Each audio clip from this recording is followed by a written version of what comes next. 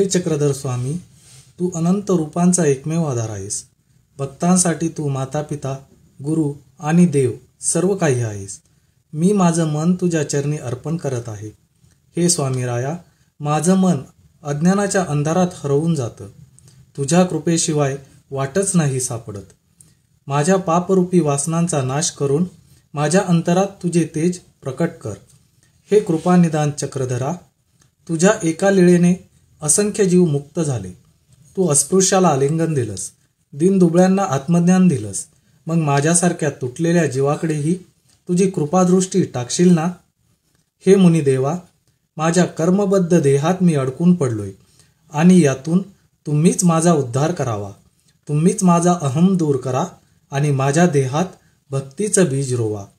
हे चक्रधर स्वामीराया, तुझ्या चरणांशी एकच मागणी आहे. माझे मन तुझ्या चरणकमलांशी स्थिर होऊ दे. माझी वाचा तुझ्या नामस्मरणात रममान होऊ दे. माझ्या हातांनी सदैव तुझी सेवा घडू दे. माझ्या कानांना तुझ्या लीळांचे श्रवण होऊ दे. माझ्या नेत्रांना सदैव तुझे रूप दिसू दे. माझ्या पायांना तुझ्या तीर्थस्थळांचा प्रवास घडू दे. माझे मस्तक तुझ्याच चरणी नतमस्तक होऊ दे आणि या शरीराने तुझ्या स्थानांना दंडवत घालू दे. माझा प्रत्येक श्वास तुझं नाम घेणारा असावा. माझं हृदय तुझ्या लीळांनी भरलेलं असावं आणि या जन्मात तुझा स्पर्श माझ्या अंतकरणाला लाभो. दंडवत प्रणाम.